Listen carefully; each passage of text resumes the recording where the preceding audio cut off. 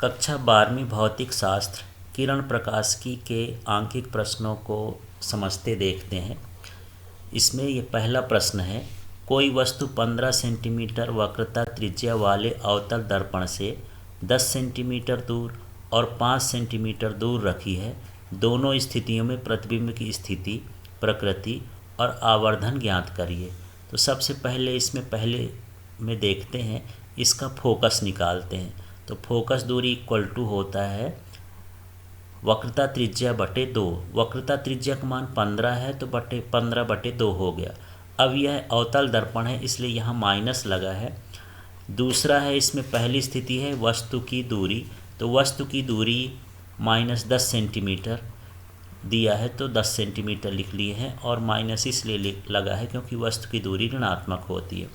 अब यहाँ हम दर्पण सूत्र लगाएंगे तो 1/f = 1/v + 1/u होता है। इस दर्पण सूत्र में मान रखेंगे तो 1/f का मान -15/2 बराबर 1/v प्लस u का मान -10 है तो 1/-10 हो गया। अब अगले स्टेप में यहाँ 2 ऊपर चला जाएगा तो -2/15 हो गया और ये -1/10 को इधर ले आएंगे तो +1/10 हो जाएगा। अब हम यहाँ अगले स्टेप में 15 और 10 का लघुत्तम लेंगे तो 30 आ जाएगा और यहाँ पर 15 का 30 में भाग करेंगे तो 2 बार गया, ऊपर 2 है तो ये 2 दूनी 4। इसी तरह से 10 का भाग करेंगे तो 3 बार जाएगा तो 3 लिख देंगे, बीच में प्लस लगा है तो प्लस। अब -4 में से 3 जाएगा तो ये -1/30 हो जाएगा। अब हम इसे उल्टा करेंगे, v को ऊपर लिख देंगे तो 30 को भी ऊपर लिख देंगे, v = -30 सेंटीमीटर। अब दर्पण के लिए आवर्धन क्षमता लिखते हैं तो m = -v/u। तो ये माइनस हो गया, v का मान -30 है, u का मान -10 है। इसको हल करने पर -3 आया।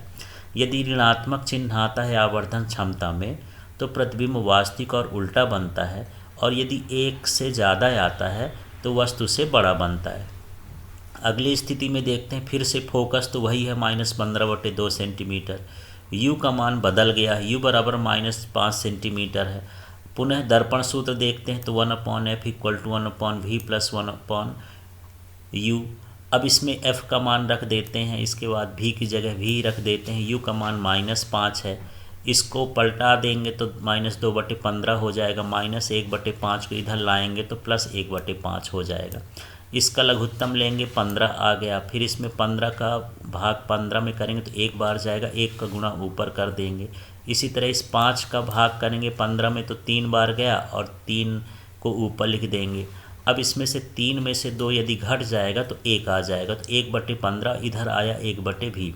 इस v को उल्टा करेंगे तो v ऊपर चला जाएगा, इसी तरह से 15 ऊपर चला जाएगा तो v बराबर 15 सेंटीमीटर।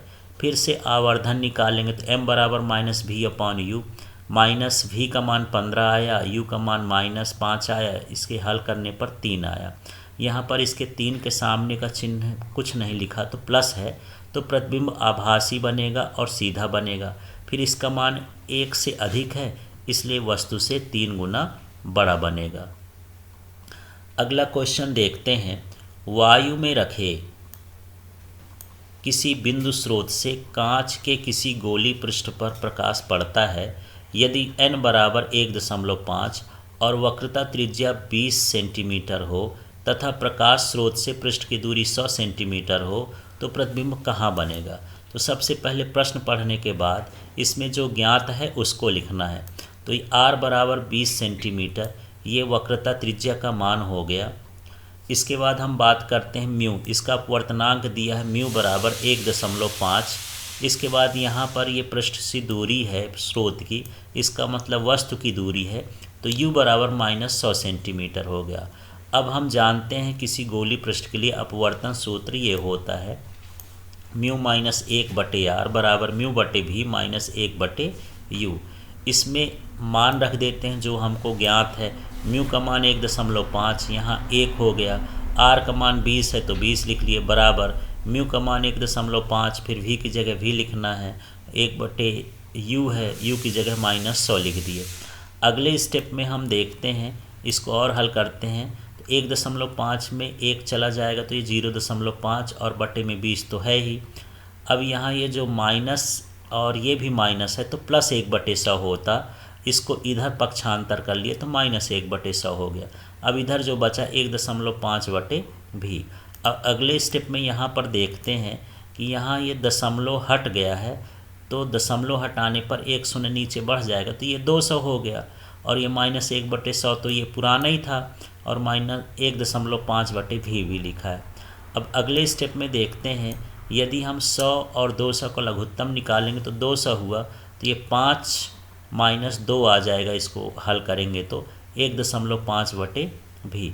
अगले स्टेप में 5 में 2 घटाएंगे तो 3 और बटे में हो गया 200, 1.5/v। अब हमको v का मान निकालना है, तो ये 200 का गुणा इधर कर देंगे तो 1.5/200 हो गया, और ये 3 बटे में आ जाएगा, v इधर चला जाएगा। तो इस तरह से हम इसको पक्षांतर कर लेंगे, और यदि हम इसको हल करेंगे तो ये 3 × 5 = 15, 0.5 और इसका गुणा कर देंगे 200 में, तो ये v का मान 100 सेंटीमीटर हो जाएगा। अर्थात जो प्रतिबिंब है वह 100 सेंटीमीटर दूर बनेगा। अब हम अगला क्वेश्चन देखते हैं। किसी उभयोत्तल लेंस के दो फलकों की त्रिज्याएं क्रमशः 10 सेंटीमीटर और 15 सेंटीमीटर हैं तथा उसकी फोकस दूरी 12 सेंटीमीटर है, तो कांच का अपवर्तनांक ज्ञात करिए। तो यहाँ पर फोकस दूरी दिया है 12 सेंटीमीटर। ये उत्तल लेंस है, उभयोत्तल लेंस अर्थात उत्तल लेंस है, तो उत्तल लेंस की फोकस दूरी धनात्मक होती है। दूसरा, इसके वक्रता त्रिज्याएं, तो R1 का मान 10 सेंटीमीटर है, R2 का मान उसी के विपरीत रहता है, तो ये -15 सेंटीमीटर हो गया। अब हम जानते हैं ये लेंस निर्माता सूत्र है। लेंस निर्माता सूत्र 1/f = μ-1 1/R1 - 1/R2। इसमें मान रख देते हैं। 1/, यहाँ f का मान 12 है, बराबर μ-1 हो गया, 1/r की जगह 10, और यहाँ पर हो गया -15। आगे देखते हैं 1/12 μ-1, और इसका लघुत्तम लेंगे तो 30, तो 10 तिहाई 30 हो गया, तो 3 ऊपर चला गया। इसी तरह से 15 दूनी 30 हो गया, तो ये 2 हो गया, और माइनस माइनस प्लस हो गया। और आगे हल करते हैं 1/12 μ-1। अब इसको हल करेंगे तो 3 2 5 हुआ, 5 छक्का 30, तो 1/6 आ गया। अब हम आगे देखते हैं कि यहाँ 1/2 लिखा है, क्योंकि ये 1/6 है तो इसका 6 ऊपर चला जाएगा इस साइड, तो 6/12 हो जाएगा, और 6/12 को काट देंगे तो 6 कम 6, 6 दूनी 12। अब इधर बचा μ-1। अब क्या करना है, इस -1 को इधर पक्षांतर कर देते हैं। तो 1/2 को यदि दशमलव में लिखेंगे तो 0.1 प्लस, और ये -1 था तो +1 हो गया, बराबर म्यू हो गया। तो म्यू का मान आ जाएगा 1.5। अब हम अगले क्वेश्चन में चलते हैं।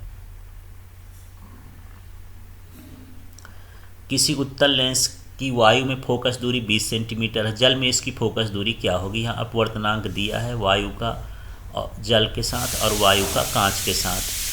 तो जल का अपवर्तनांक 1.33, कांच का अपवर्तनांक 1.5 है। यहाँ ज्ञात है वायु के लिए जब हम निकालेंगे तो फिर यहाँ पर लेंस निर्माता सूत्र लगाएंगे। तो फोकस दूरी 20 सेंटीमीटर है, तो 1/f का मान 20 सेंटीमीटर हो गया। यहाँ 1.5 μ-1 होता है, 1/R1 - 1/R2 ये सूत्र होता है।